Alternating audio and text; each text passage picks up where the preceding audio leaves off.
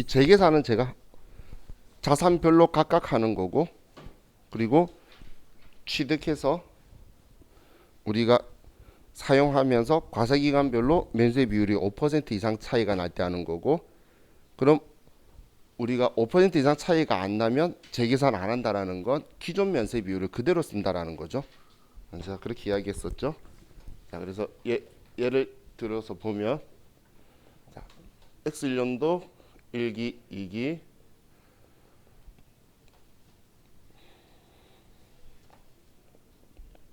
X2년도 1기, 2기, X3년도 1기, 2기 이런 식으로 봤을 때에, 자, 첫 번째 A라는 자산을 이 시점에 취득을 했어요. 자, 그럼 1기 때 면세 비율이 예를 들어 50%고 2기 때 46%고 그리고 다음이 53%, 56%, 그리고 몇 퍼센트지? 갑자기 머릿속이 하얘졌어요.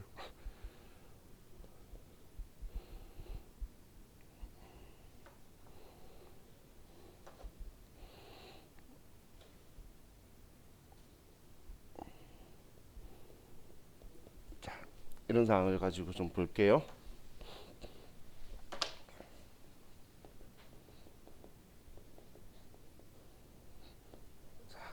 그럼 A라는 자산을 이때 취득을 했어요. 그럼 취득했을 때부터 이제 면세 비율을 계산해 가는 건데, 자, 처음 우리가 샀을 때의 과세기간 면세 비율이 50%였죠. 그런데 얘 봤더니 46%네. 그러면 4%밖에 차이 안 나니까 재계산을 안 하겠죠. 그죠? 그럼 이제 그다음 과세기간을 봤더니 면세 비율이 53%예요. 자, 그럼 재계산 하나요? 그렇죠. 얘는 안 하죠. 왜 안 하냐면 이때 재계산 안 한다는 건 면세 비율 50%를 그대로 사용하겠다 그 뜻이에요. 그럼 50%하고 얘하고 차이를 보는 거니까, 그러면 얘도 재계산을 안 하겠죠. 그대로 50%로 간다는 이야기예요. 이해가시죠? 그럼 얘도 그대로 50%로 가는 건데 이번에 56%예요. 그럼 얘하고 비교하는 게 아니라 지금 우리가 인지하고 있는, 지금 사용하고 있는 면세 비율은 50%, 지금까지 재계산 안 했다는 건 얘 그대로 쓰고 있는 거예요. 그렇게 의미를 생각하셔야 돼요. 그럼 50%하고 56%니까 이때 재계산을 하겠죠. 이 재계산할 때 플러스 6%를 재계산할 거라는 거예요. 6%를. 그러면 이제는 56%로 사업을 하고 있겠죠. 그리고 그 다음 얘가 다시 50%로 떨어졌어요. 그럼 지금 얘 둘이 차이는 6%가 내렸죠. 그러면 다시 재계산을 하면서 이번에 마이너스 6%로 해서 다시 돌려줄 거예요. 근데 이 금액이 똑같을까요? 다시 환급해 주는 게 감가상각된 만큼 한과세기간급 빼고 다시 돌려줄 거기 때문에 금액은 줄어 있을 거라는 거예요.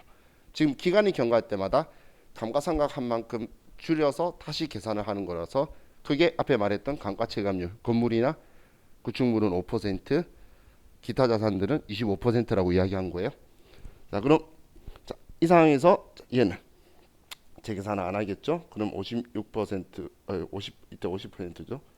그러면 50%로 그대로 간다는 이야기예요. 자, 그럼 B라는 자산이 있어요. B라는 자산은 이 시점에 취득을 한 거예요. 이기에. 그럼 얘는 첫 시작할 때 46%인데 53%네요. 그러면 얘가 지금 7%가 올랐죠. 그렇기 때문에 이때는 재계산을 하는 거예요. 이때 플러스 7%를 하고 얘는 53%가 된다라는 이야기예요. 이 자산을 하는 거예요. 자산별로 둘 다 하는, 똑같은 때 하고 안 하고 정해지는 게 아니라 샀을 때부터 이 자산의 면세 비율을 따져서 가는 거예요. 그럼 얘는 지금 53%인데 56%니까 안 하겠죠? 그죠? 그럼 얘 그대로 53%로 가는 거예요. 그럼 또 50%로 내렸어요. 그래도 안 하겠죠? 그럼 또 얘도 안 하고 53%고. 그럼 이때 46%로 떨어졌어요. 그럼 이제 7이 내렸죠? 그래서 재계산하면서 마이너스 7%를 해서 46%로 바꿔줄 거라는 거예요. 그럼 자, 지금 제가 옆에 이렇게 썼는데 우리가 도전 프로그램 스마트 A는 이 면세 비율을 그냥 플러스 마이너스로 직접 바로 쓰는 거예요. 바로 쓰는 건데 우리 지금 이 K랩 프로그램은 이 면세 비율을 구하는 게 어차피 총 공급가액에 면세 공급가액 쓰는 거잖아요. 그래서 총 공급가액에 면세 공급가액을 쓰면 컴퓨터가 해주겠다는 건데, 자, 여러분들 컴퓨터에 재계산 탭 한번 클릭해 보세요. 공제받지 못한 매입 설명서에서 재계산 탭을 클릭해 보면 단기가 있고 직전이라고 적혀 있죠. 지금 금액 쓴 카우즈 보면 그 직전이, 자, 지금 얘 같은 경우에 직전 면세 비율이 이걸 쓰라는 게 아니라 이거 구했던 거 쓰라는 거예요. 50%. 그래서 지금 얘 같은 경우에 지금 이 56% 구한 거는 단기 면세 비율 자료를 쓰고, 그 옆에는 직전 적혀 있지만 직전이라는 건 직전 면세 비율 계산했던 거, 얘가 지금 직전으로 입력을 할 거라는 거예요. 그래서 이 표현 때문에 사람들이 좀 실수를 하는 경우가 있겠죠. 바로 앞에 거 쓰라는 말이 아니에요. 직전 면세 비율 계산했던 자료를 쓰는 거예요. 그 옆에 적혀 있는 직전 적혀 있는 게 어떤 말인지 이해가시죠? 자, 근데 우리 세무일급 시험에는 전에 이렇게 나온 적 있어요. 면세 비율을 쫙 줬어. 언제 샀대? 그런 식으로 줘요. 2개 하래. 그래서 공급가액 세액은 아예 안 알려주고 알았어요. 그래도 그때 쓰면 돼요. 그때 면세 비율 쓰는 데 있죠, 증감. 거기에다가 금액 쓰면 바로 나오니까 그렇게 하라고 나온 적도 있어요. 그래서 이 원리를 여러분들이 알면 써라는 거 이거 써라는 거죠. 플러스 6%, 마이너스 6% 이거만 쓰면 공동매입세액에서 알아서 계산해 줄 거예요. 그 쓰는 칸이 이거다라고 보시면 돼요. 이해가시죠? 그래서 자, 이 문제가 시험에서 나오게 되면 만약에 그 금액으로 다 줬다. 자, 그럼 여러분들이 처음부터 금액의 면세 비율부터 계산해서 쫙 적어야 돼요. 그래서 언제 처음 취득했을 때부터 재계산했다 안 했다를 계속 계산해서 오는 거예요. 자산별로. 그때 그 문제도 취득한 시점이 틀렸어요. 취득한 시점이 틀리게 해서 면세 비율 쭉 줬으니까 사왔을 때부터 했다 안 했다 이런 방식으로 여러분들이 체크를 해서 마지막 내 재계산 지금 얘들이 지금 한다 안 한다가 틀리잖아, 그죠? 그때 두 개는 다 한 건데 면세 비율 차이는 틀렸어요. 그렇기 때문에 이건 자산별로 각각 계산해서 오는 거다 그 이야기예요. 자, 그럼 우리 374페이지를 봅시다. 문제.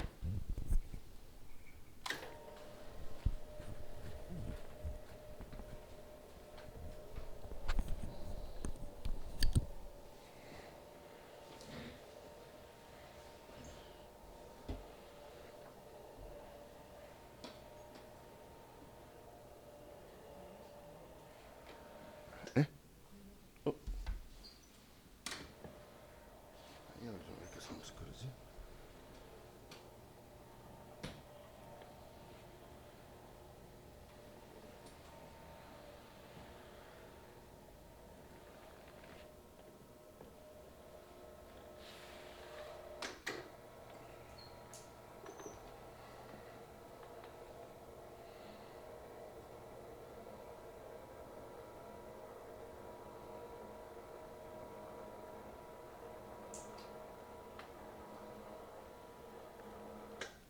자, 이제 문제를 보면 부가가치세 과세제화와 면세제화 제조에 공통 사용하는 차량 운반고에 대한 2020년 2기 부가가치세 확정 신고 시 납부 환급세액 재계산 자료에 의해 해당 세액을 계산하시오. 자, 그럼 지금 자산이 차량 운반고 한 개네요. 취득은 19년 9월 20일 날 했고, 자, 취득은 250만 원, 2,500만 원.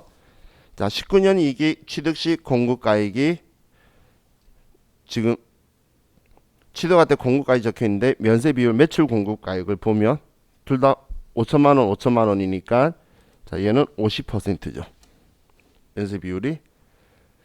자, 그럼 4번에 보면 2020년 1기 공급가액을 봤더니 이때 면세 비율이 둘이 합치면 1억인데 1억 중에 5,200이니까 얘는 52%가 되겠죠.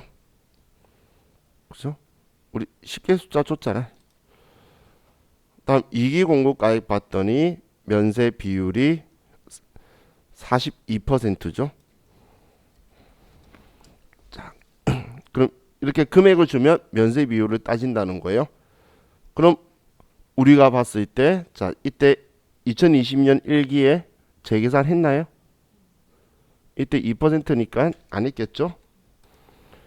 이때는 안 했기 때문에 우리는 이거하고 차이가 8% 나니까 8%가 되도록 해줘야 되겠죠? 그럼 지금 우리 단기에는 이 금액을 쓸 건데 그럼 직전에는 이 금액을 쓰는 거라는 거예요. 직전이라고 해서 바로 앞에 거 쓰는 거 아니란 이야기예요. 자, 그럼 이제 10월부터 12월 그대로죠. 자, 납부 환급세액 재계산에서 차량 운반구니까 2번 기타 자산 선택하고 2번 기타 자산 매입세액이 2,500의 별도니까 250만 원. 자, 취득 연월 적혀 있죠. 그럼 2019년 9월이다라고만 써야지 20일 쓰면서 경과과세 기간 지우면 안 돼요. 그런데 이 경과과세 기간 수를 보면 19년 9월이잖아. 그래서 19년 12월 31일 한 번, 그리고 20년 6월 30일 한 번. 지금 20년 12월 30일은 지금 하고 있는 날이니까 경과된 게 두 번 경과됐다는 거예요. 그래서 컴퓨터가 두 번이다라고 했죠. 그래서 50% 남아 있다는 거고. 자, 단기 거의 총 공급가액 동그라미 5번 거 보면 1억이고 1억 중에서 면세는 4,200이다.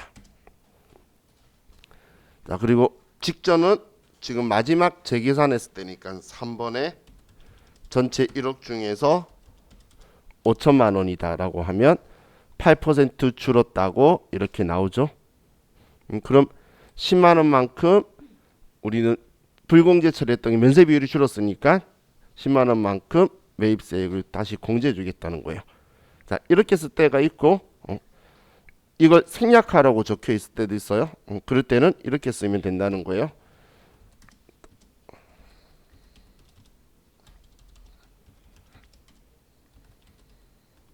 자, 여기까지 똑같은데 방금처럼 면세 비율 계산해서 마이너스 8이었잖아요.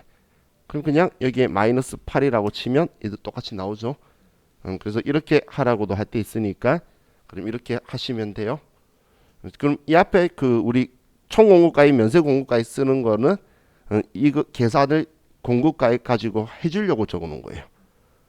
그래서 이 직전이 마이너스 8%가 나와야지 되는 자료를 써야 된다고 생각하시면 되겠죠.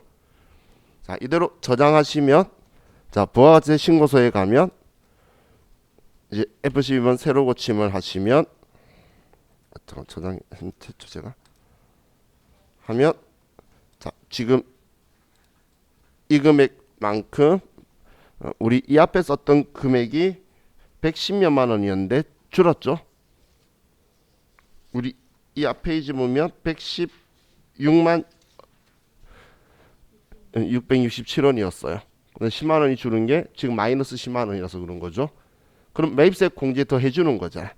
그럼 이걸 회계 처리시키면 일반 전표에 이제 공제되는 매입세액이 더 늘어난 거죠. 불공제가 줄었으니까. 그죠?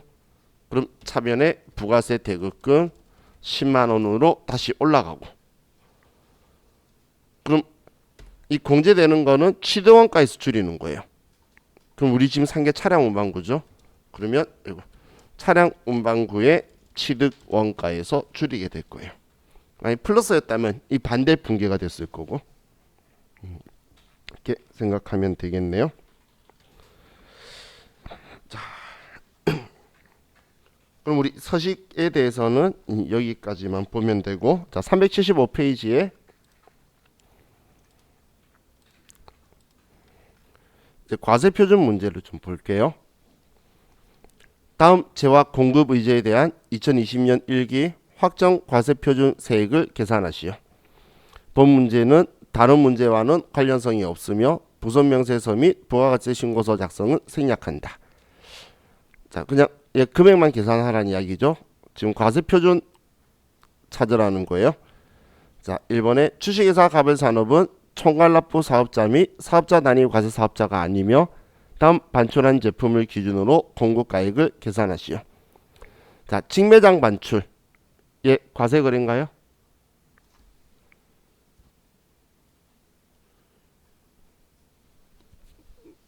맞죠? 우리 간주 공급했던 거 여러분들 기억나시나요?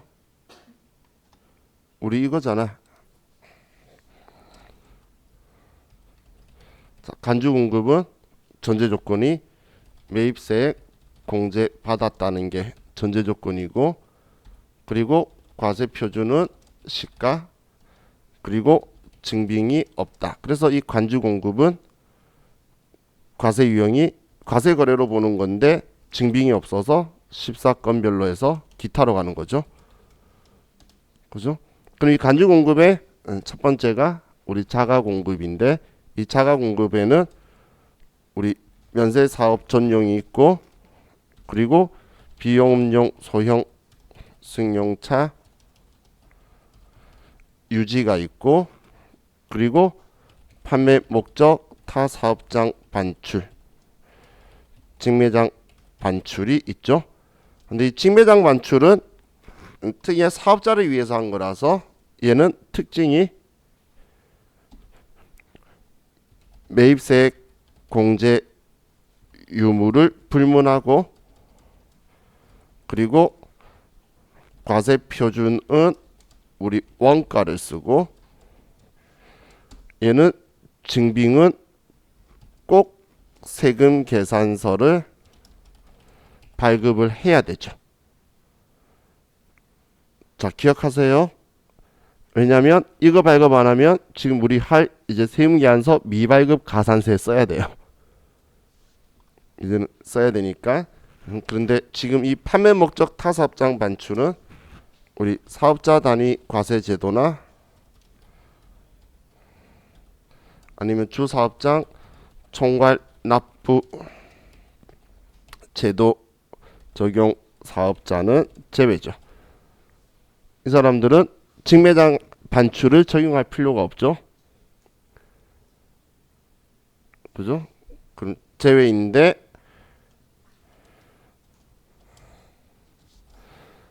주사업장 총괄납부 사업자가 세금 계산서 발급 시 우리 직매장 반출을 적용을 해주죠.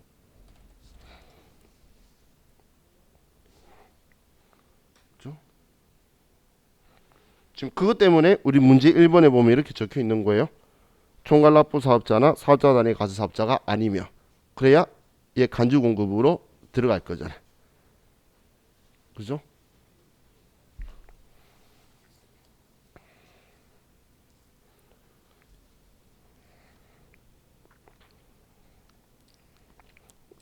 또 우리 간주 공급 있는 게 이제 자가 공급 말고는 개인적 공급, 사업상 증여,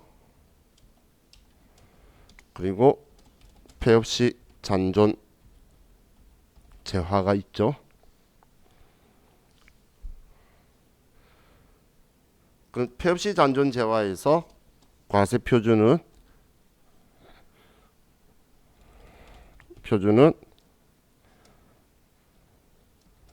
재고 자산은 시가고,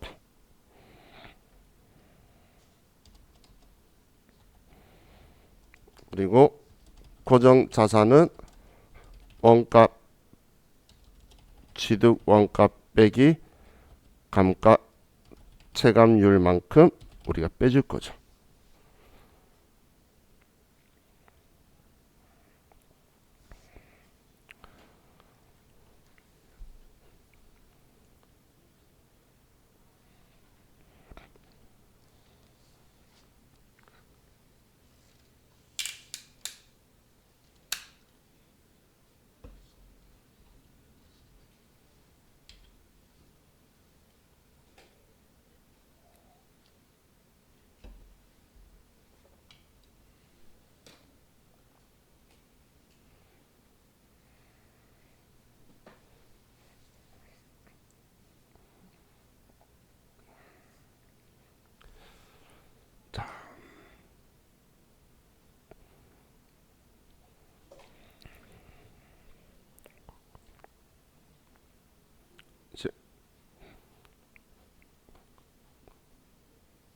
그럼 이거 가지고 다시 볼게요.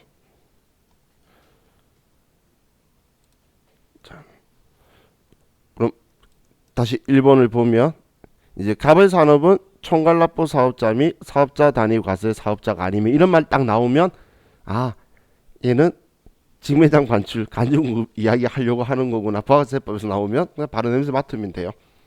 그럼 다음에 반출한 제품을 기준으로 공급가액 계산하시오. 자, 직매장 반출, 판매 목적 타사업장 반출이죠. 이때는 원가인 500만 원을 과세 표준으로 쓰는 거죠. 다음 직매장 반출했는데 불량품 교환 목적이에요. 이건 팔았다고 안 할 거죠. 지금 우리 과세 표준에 넣는다는 건 이거 판 거 아닌데 이거 10% 가지고 오라는 형식인데 이건 사업자를 위해서 만든 제도예요. 그럼 얘는 판 거 아니니까 얘는 과세 표준에 안 들어올 거고, 자 하치장 반출에 하치장이라는 표현했다는 건 하치장 개설 신고를 했다는 거죠. 그러면 이것도 과세 표준에 들어오지 않겠네요. 왜냐하면 하치장은 사업장이 아니거든. 자 다음 이번에 제품 타개정 대체 내역은 다음과 같다. 비용용 소형 승용차 수선비. 그럼 얘는 비용용 소형 승용차 수선차가 공급에 있었죠. 시가로 한 거고. 정호원에게 특별 상료로 증정했대요. 이거 왜 이거 줄 거 버렸어. 얘가 과세 표준이고. 자, 정호원에게 특별 상료로 준 거는 매출세액 창출하는 사업하고 관련 없죠. 개인적 공급으로 시가로 팔아버린 걸로 알 거고. 특정 거래처에 견본품으로 제공했대요. 견본품은 우리는 간주 공급으로 보지 않죠. 광고 선점이나 견본품은. 그래서 얘는 아니고. 자, 판매 장려 목적으로 특정 거래처에 제공한 제품. 자, 우리 과세 표준에 공제하지 않는 것 할 때에 우리 대송금, 판매 장려금, 하자 보증금 있는데 돈으로 줄 때는 과세 표준에 그대로 넣어두는 거고 물건으로 주면 사업상 증여에 해당하게 되죠. 간주 공급에. 그래서 얘도 시가로.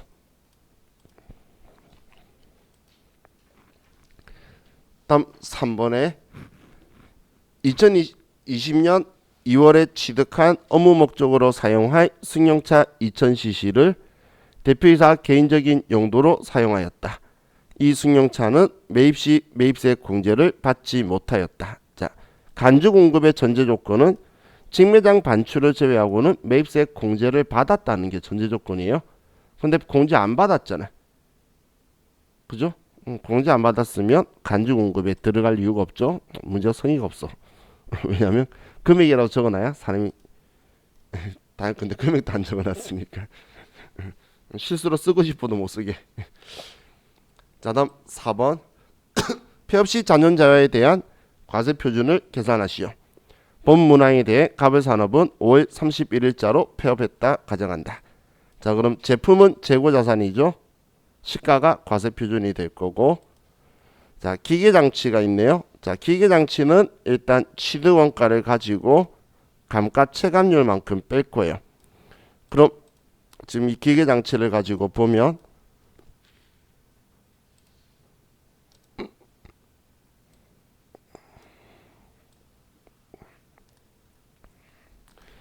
자 지금 우리 신고기간이 1기 확정이죠. 문제 위에 보시면 그러면 경과 과세 기간이 지금 기계 장치에 보면 경과 과세 기간 수가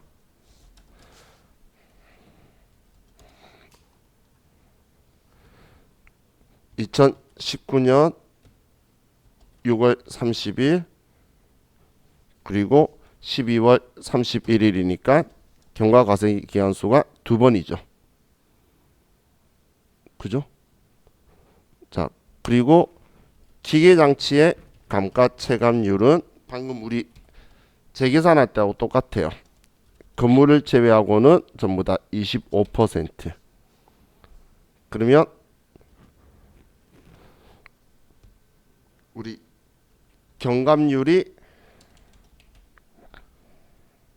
경감률이라는 게 잔존 우리 그 뭐냐 가액률을 이야기하는 거예요. 그럼 지금 25%가 두 번 달았으니까 얘는 50%만 남아 있다는 거죠. 그럼 이제 얘 취득 원가가 1800인데 이거에 50%를 하면 얘는 900만 원이 되겠네요. 그래서 기계장치의 과세 표준은 900만 원이 되는 거고,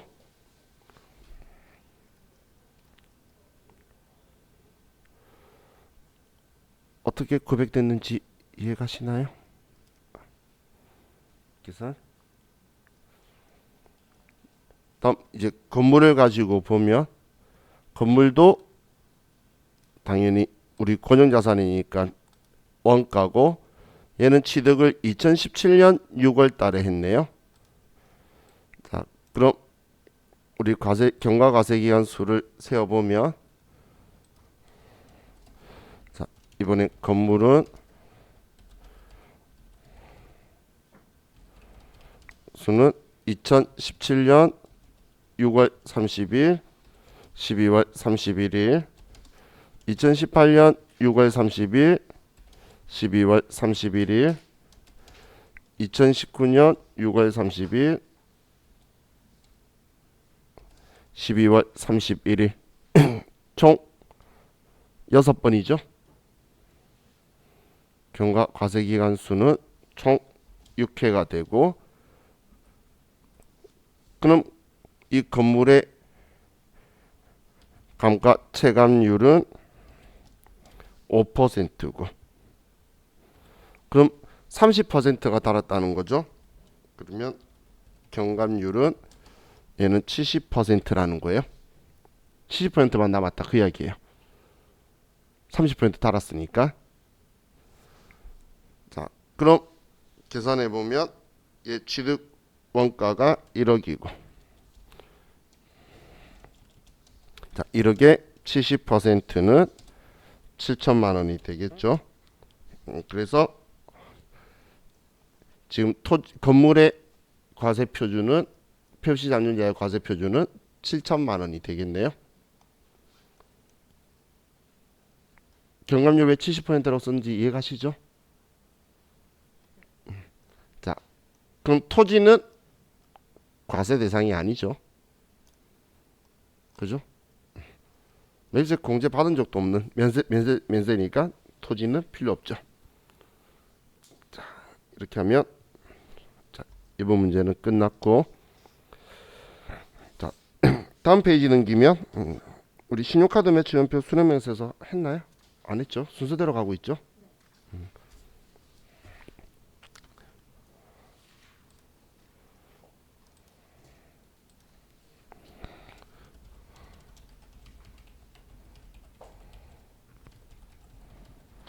자, 얘 성격은 우리 매입차별 세금계산서 합계표와 성격이 비슷하다고 보시면 돼요. 매입차별 세금계산서 합계표하고.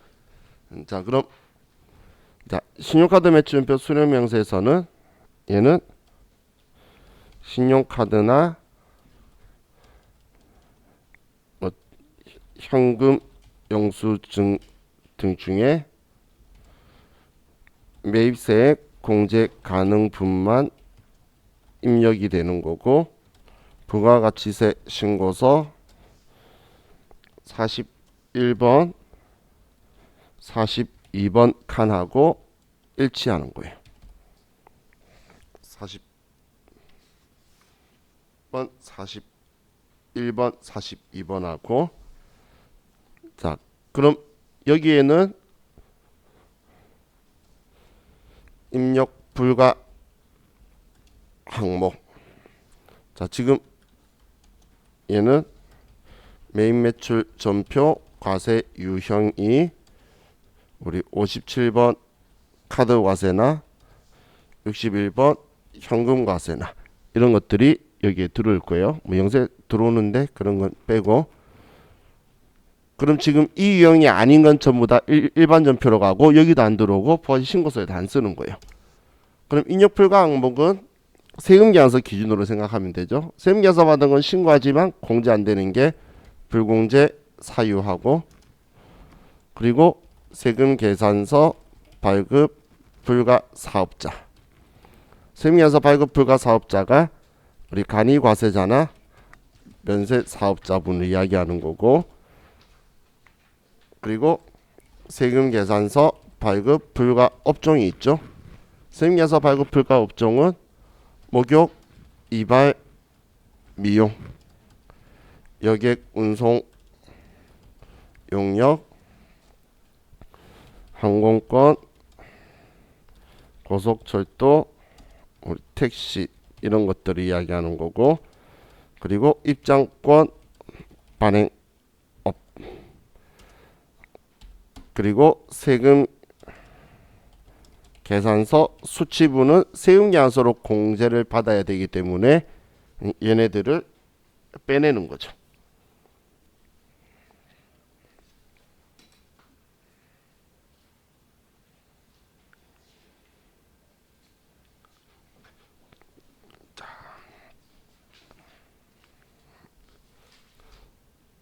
그럼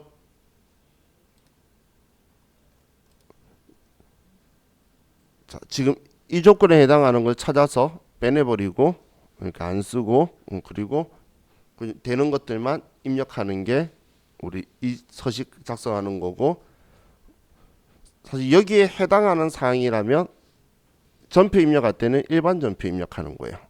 이 항목들은 일반 전표인데, 근데 면세 사업의 경우에는 근데 우리는 카드 면세, 현금 면세로 쓸 거예요. 자, 그럼 이제 문제를 보면, 자, 우리 7월부터 9월까지 공급자와 부가가치세액을 별도로 구분 기재하여 거래처로부터 신용카드 전표를 발급받은 내용이다. 신용카드 매출 전표 등 수령명세서 작성하고 이기 예정 부가가치 신고서에 그 내용을 반영하시오. 자, 먼저 번개 택시가 있네요. 택시면 뭐 일단 볼 것 없죠. 여기 운송 영역 안 되는 거니까 얘는 안 되고, 다음 대서양은 소매업 일반 과세자. 근데 특정 거래처에 대한 선물 구입 비용이에요. 그래서 접대 관련이라서 이것 때문에 안 되죠. 그죠? 얘는 운수업이라서 안 되는 거고, 얘는 접대라서 안 되는 거고. 다음 인도양은 음식점 일반 과세자, 직원 회식 때 현금 영수증. 문제 없네요. 다음 동해는 소매업 간이과세자. 간이과세자라서 안 되네요. 독도는 목욕업, 목욕 이발 미용 안 된다라고 했죠. 그래서 안 되고. 서도는 서비스 전산용품술인데 세금 계산서를 수취했네요. 그래서 안 되네요. 그러면 인도양 하나만 되네요. 결론적으로 그죠? 자, 그럼 신용카드 매출전표 수령명세서로 가서,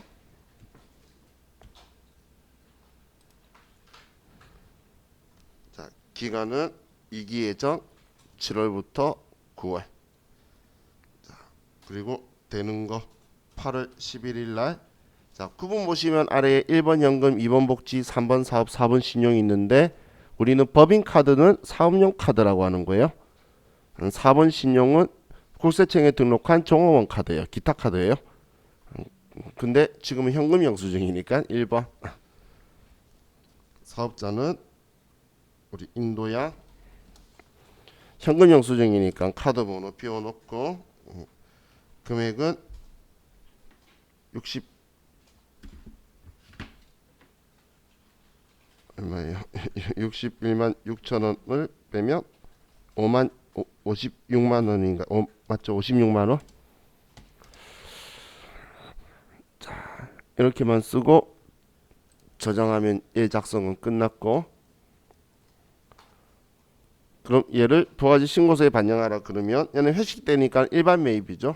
그럼 부가가치 신고서 7월부터 9월 가서 14번에 41번 칸에 56만 원에 5만 6천 원 이렇게 써주면 되죠.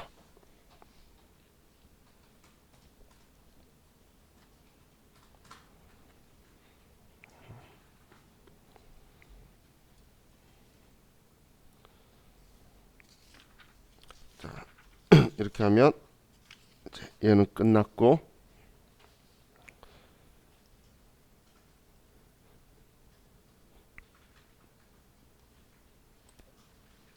자, 우리 4월부터 6월 달로 가서, 자 이제 26번 한번 클릭해 보세요. 26번.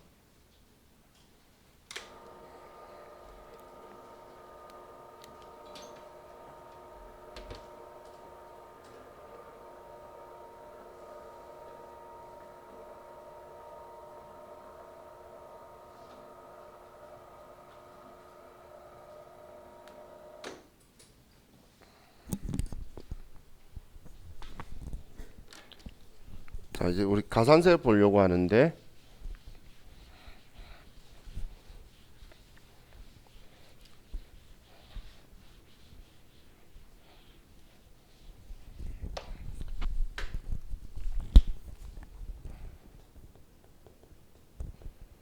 자 우리 시험에 가산세 문제가 나오는 유형은, 자, 첫 번째는 신고서 작성을 하고, 그리고 부가가치세법상 가산세만 나오는 형태의 문제가 있고, 두 번째는 예정신고 누락분 확정신고서 반영하는 형태가 있고, 세 번째는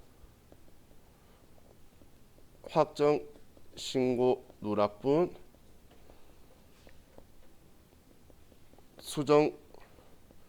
수정신고서 작성하는 방식이 있고, 네 번째는 무신고 시 기한 후 신고를 하는 거. 이렇게 해서 네 가지 방법이 있다라는 거예요. 네 가지 타입이 있다는 거예요. 그럼 지금 얘네들은 포인트가 국세기본법상 가산세를 이야기하는 거고, 얘는 그냥 아무 문제 없는 것 같은데 부가가치세법상 가산세가 들어가 있는 거고, 이렇게 해서 이 네 가지 타입의 가산세 형태의 문제가 나오게 될 거예요. 자, 그럼 우리 그 세무이급까지는 사실 여기 수정신고서 작성하는 것까지는 공부를 하죠. 그런데 기한 후 신고는 세무이급에는 등장을 아직 한 번도 한 적이 없기 때문에 사람들이 어렵다고 오해를 하시는데, 이제 느끼시면 돼요. 세무이급에 안 나온 이유가 쉬워서 안 나온 거예요. 왜냐하면 통째로 신고 안 했잖아. 정기신고서 통째로가 누락한 거예요. 그래서 납부 환급세액이 누락한 납부세액이에요. 그냥 작성하면. 왜냐면 정기신고서를 낸 적이 한 번도 없거든. 얘가 제일 쉬워요. 그래서 얘가 제일 쉽고, 그 다음 이제 뭐 얘네들이 되는데, 자 그럼 지금 제가 26번 클릭하라 그랬는데, 과거에는 또 25번, 23번에서 계속 밀려와서 어느 쪽 화면에는 25번이라고 적혀 있죠. 컴퓨터 보면. 그죠? 그건 뭐 뒷장인데 번호 안 바꿨나 봐요. 자, 그럼 우리 기준점을 딱 봤을 때, 자, 여러분들 66번, 67번 사이 있죠? 세금계산서 합계표하고 전자발급 명세 위치 잡으셨나요? 거기 기준으로 위쪽은 부가가치세법상 가산세고, 아래쪽은 국세기본법상 가산세예요. 그래서 먼저 부가가치세법상 가산세를 볼게요.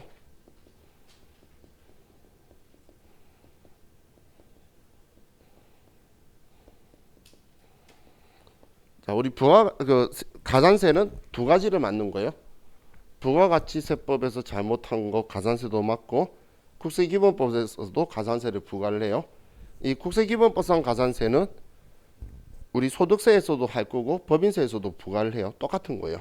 그럼 국세기본법이 시킨 게 뭐냐면, 너네 사업자가 직접 신고하고 납부하라는 건데, 신고하고 납부 똑바로 안 해서 혼내는 건 국세기본법이 혼내는 거고, 이제 얘는 지금 소득세법에서 이제 혼낼 거예요. 죄송해요. 부가세법 혼낼 거예요. 그럼 부가가치세법은 제일 좋아하는 적격 증빙이 세금계산서죠.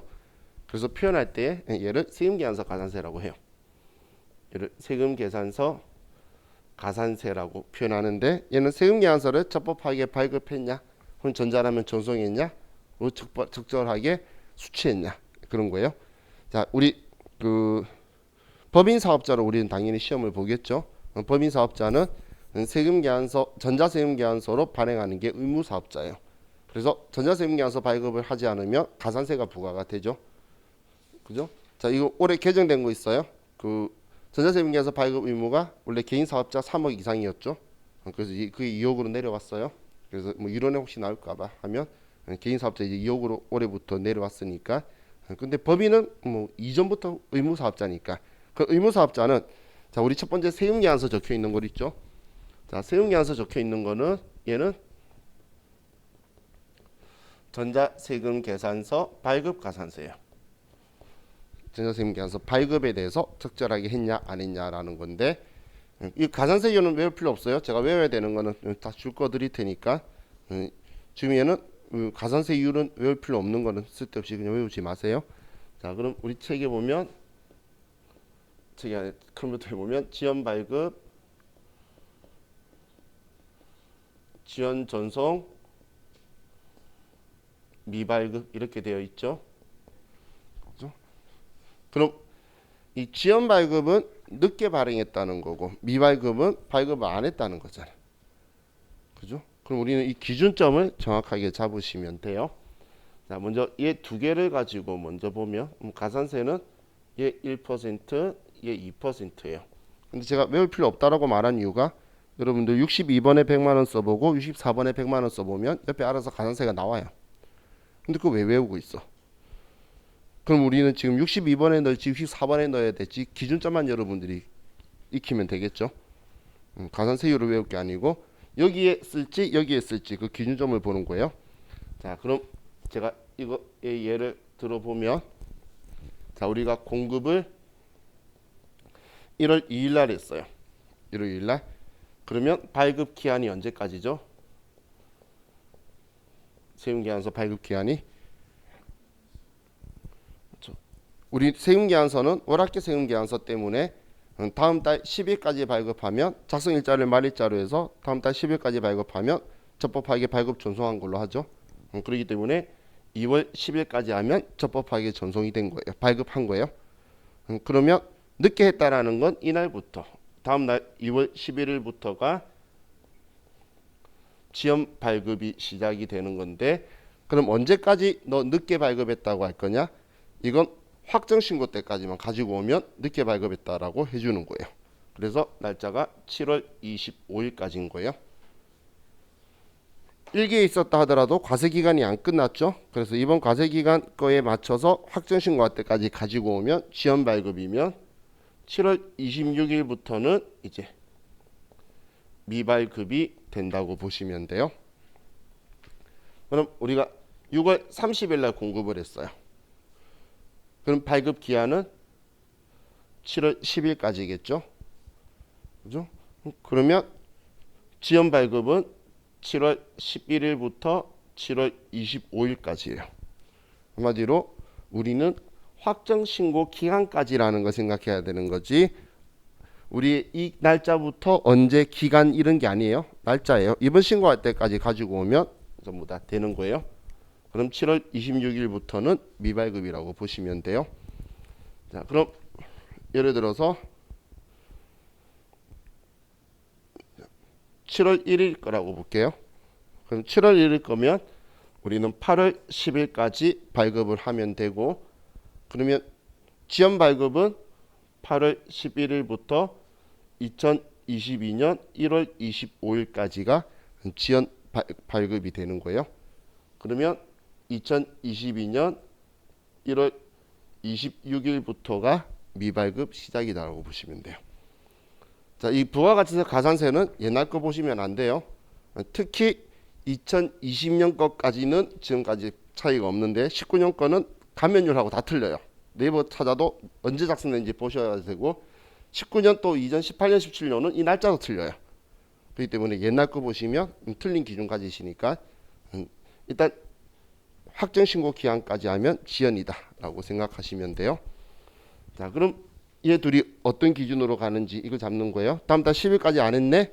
그러면 얘는 일단 지연이네 라고 생각하는데 신고 기간 지났어. 그러면 아웃인 거예요. 그럼 지금 얘는 발급인데 자 지연 전송이 있죠. 자 얘는 0.5%인데 자 우리 여러분들이 물건을 저한테 샀어요. 이제 회사 기업 대 기업으로서 자 1억 원치 물건 샀어요. 부가세가 1,000만 원이에요. 그래서 1억 1,000만 원 저한테 줬는데 제가 세금계산서 발행 안 해주면 여러분도 어떻게 할 거예요? 1억 1,000만 원 제가 부가세까지 다 받았는데 세금계산서 발행 안 해주면 그거 없으면 매입세 공제 못 받잖아. 울고 있을 거야? 소송 걸 거예요? 자 그럼 우리는 그때 매입자 발행 세금계산서 제도를 이용할 수 있죠. 그래서 사실을 공제하고 매입자가 세금계산서 발행할 수 있다는 거예요. 그렇다면 매출자가 부가세 과세 거래를 했는데 증빙을 안 주면 매입자가 발행할 수 있는 제도가 있는데 그런데도 그 사람은 빨리 안 받고 가만히 있으면 그 사람 받는 사람도 챙겨라는 거예요. 다음 달 10일까지. 그래서 이 지연 전송이라고 적었지? 죄송해요. 지연 수치라고 적혀 있죠. 자, 글자 잘못 썼어요. 우리 큰 순서 지연 수치 얘는 뭐냐면 다음 달 10일까지 수치를 해야 되는데 이 이후에 수치할 때 수치를 하게 되면 다음 달 10일까지 안 받으면 지연 수치 가산세 대상이 되는 거예요. 그래서 다음 달 10일까지는 받아야 돼요. 받는 사람도 챙겨라는 거예요. 다음 달 10일까지 해도 매입세 공제는 그러니까 다음 달 10일이 넘어가도 매입세 공제는 해주는데 이제 벌금 성격으로 너가 챙길 수 있는데 왜 안 챙겼니? 라고 해서 0.5%를 가산세를 부과하는 거예요. 과거에는 1%였는데 0.5로 내렸어요. 그럼 지연 수치가 있는데 미수치 가산세는 왜 없을까? 미수치 가산세는 왜냐하면 확정신고 기간이 지나가면 그냥 매입세 공제 안 해줘요. 세금계산서 발급 자체를 확정신고까지 안 받았잖아. 그러면 매입세 공제를 안 해주니까 가산세 부과할 필요가 없죠. 10% 통째 날리는 거예요. 그래서 얘는 지연 수치만 있는 거예요. 다음 달 10일까지 해서 확정신고 기간까지 가지고 오면 우리 지연 수치로 해주게 됐고요. 그래서 얘는 다음 달 11일부터가 지연 수치 대상인 거죠. 그렇게 생각하시면 돼요.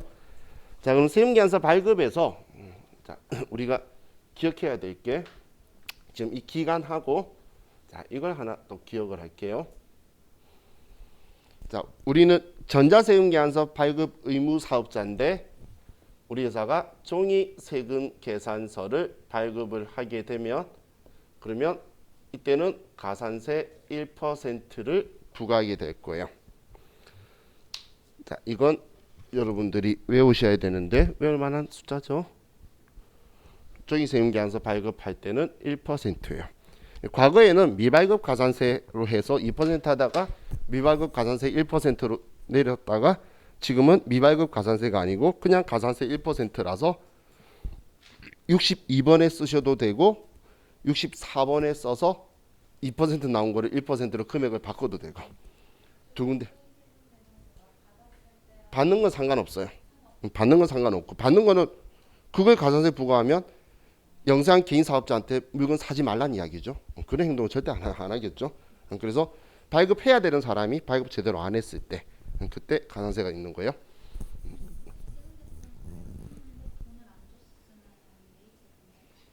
그거는 상대방하고 이야기를 해야죠. 부가세법은 그런 거 신경 안 써요.